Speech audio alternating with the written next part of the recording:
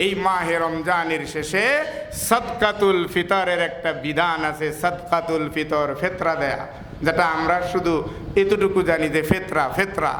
এই ফেতরারও একটা বিধান এই মাসের শেষে আইনে সংযোজন করে দিলেন আমার আল্লাহ, যেটা তুমি ঈদের নামাজের আগে আগে আদায় করো। আমার আল্লাহ তাআলা অর্ডার দিয়েছেন নবীজির মাধ্যমে যে দেন আদায় করুক, এরা এই ফেতরাটা আদায় করুক। এই রোজার মধ্যেও যত ভুল ত্রুটিগুলি হয়েছে হয়তো বা এই ফেতরার ভিতর দিয়াও পরিষ্কার হয়ে যাবে। সুবহানাল্লাহ।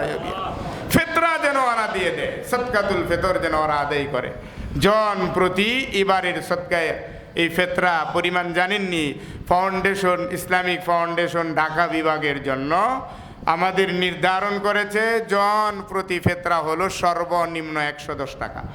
জন প্রতি সর্বনিম্ন 110 টাকা, আর সর্বোচ্চ হলো 2810 টাকা। তো এটার তারতম্য হওয়ার কারণ হলো আটার হিসাব আছে, গমের হিসাব আছে, খেজুরের হিসাব আছে, কিশমিশের হিসাব আছে, পনিরের হিসাব আছে। অর্থাৎ যে যেটা দিয়ে আদায় করব সেটার দাম দিতে হবে আমাদেরকে। এই জন্য ওনারা গনে বাইছা একবারে দেখে দেখে দাম নির্ধারণ করেছেন। সর্বনিম্ন যেটা আটা দিলে হয়, আটা, সেই আটার মূল্যটা আসে 110 টাকা। এই 110 টাকা আমার পক্ষ থেকে, আমার নাবালেগ বাচ্চাদের পক্ষ থেকে এই ফেতরা আদায় করাটা ওয়াজিব। এই ফেতরা আদায় করা জন প্রতি 110 টাকা কমপক্ষে, তবে বেশি দেওয়া দরকার, আরও বেশি, যে যত পারি বেশি দিব। সদকাতুল ফিতর এটাও গরিব মিসকিনদের দেব, এবং এটা দেওয়ার সময় হলো ঈদের দিন, ঈদের জামাতের আগে আগে ইনশাআল্লাহ এটা পরিষ্কার করে ফেলা সদকাতুল ফিতর। যাকাতও আমরা দিলাম, সদকাতুল ফিতরের এক বিধান আসছে সামনে, সেটাও আমরা দিব ইনশাআল্লাহ। দিয়ে আমরা তৈরি নিব আগামী জুমার দিনে আমরা কি রোজা থাকবো কিনা সেটা আমরা জানি না। কে জানেন? আল্লাহ তাআলা জানেন। হয়তো হতে পারে রোজা যদি 30টা হয় তাহলে আগামী শুক্রবারও আমরা হয়তো এই রোজার ভিতরেই সেই জুমাটা পাবো। তবে আমরা আল্লাহ তাআলার কাছে দোয়া করব, আল্লাহ তাআলা যেন 30টা রোজায় আমাদেরকে দান করেন, আমরা বলি আমিন। আর যদি রোজা 30টা না হয় তাহলে পরের শুক্রবারে আমাদের দুইটা আনন্দ, একটা হলো ঈদের জামাতও হবে, আর একটা হলো জুমার নামাজও হবে। এটাও আরেকটা খুশনসিব, শুক্রবার ঈদের জামাত হওয়া, এটাও আরেকটা ভালো ভাগ্যের ব্যাপার। আলহামদুলিল্লাহ, যদি আল্লাহ পাক ঘটাইয়া দেন, আমাদের নীতিতে তো কোনো বাধা নেই আলহামদুলিল্লাহ। আমরা সেজন্য আগামী শুক্রবার রোজাও থাকতে পারে, ঈদও হতে পারে। যদি আগামী শুক্রবার যদি ঈদের জামাত অনুষ্ঠিত হয় তাহলে আমাদের আনন্দনগর জামে মসজিদে ঈদের জামাত একটাই হবে, এবং সেই জামাত অনুষ্ঠিত হবে সকাল 7:30টায়।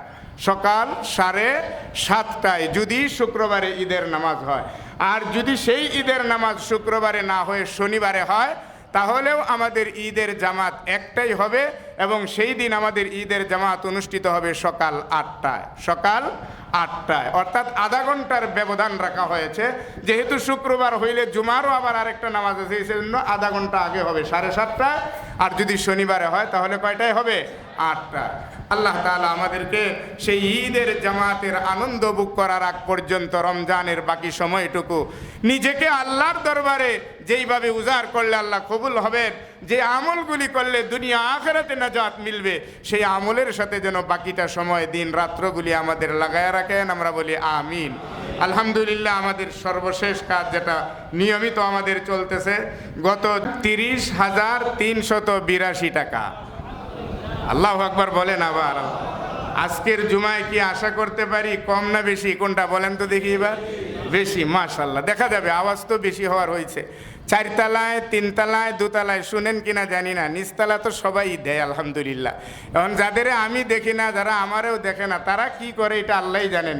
তবে আল্লাহ তাআলা সবই দেখছেন। এজন্য শেষ জুমাও হতে পারে, জুমাতুল বিদাও হতে পারে। আজকের দান একজনও বাকি থাকবো না, এবং আজকের দানের পিছনে নিজে তো থাকবেই, আমার মা, বাবা, ভাই, বেরাদর, আপনজন, ওদের মুক্তির লক্ষ্যে অন্তত 100 টাকার একটা নোট 500 1000 টাকা এটা আমি কোনো সময় না করি না, কিন্তু কম আসে। ওই যে 50 টাকা বলি, 50 টাকাই সবাই দেয়, 100 টাকাই দেয়, যে হুজুর তো 500 আর 1000-এর কথা বলে না। আরে আমি বলবো কেন, ওইগুলি তো বড়ডি, এটা আপনার নিজের থেকেই দিতে হবে। অনেক 500 টাকা দেনেওয়ালা আছে, 1000 টাকার নোট দেনেওয়ালা আছে। আজকে 10 জন বাইরে যান না, যে 1000 টাকা 10টা পড়ে গেছে, 500 টাকার এরকম 20টা হয়ে যাক না, তাতে কি আল্লাহ অসন্তুষ্ট হবেন? কি বলেন, আল্লাহ অসন্তুষ্ট হবেন? অসন্তুষ্ট হবে না, কিন্তু দেয় না, করবোটা কি? এই যে টাকা, আমার বড় আফসোস লাগে। দেখি তো, জানি বুঝি টাকা কার কাছে আছে, কিন্তু কেন দেয় না? কি করবে এই টাকা দিয়া? কি করবে এই টাকাটা দিয়া? টাকা চাইলেই মনে হয় একটা বিরক্ত বোধ মনে হয়। আল্লাহর হস্তে এটা করবেন না।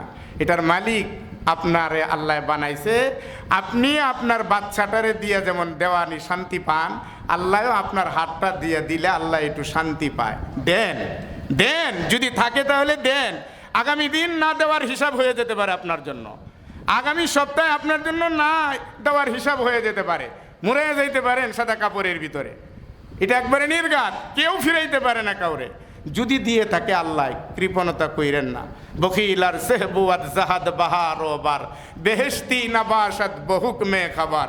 একটা কথা খালি শুনেন, বখিলের ব্যাপারে বলা হচ্ছে, কৃপণ যেটা খায়ও না দেয়ও না, এটা কোনোদিন আল্লাহর জান্নাতেও যাইবে না। নাউজুবিল্লাহ, জোরে বলেন।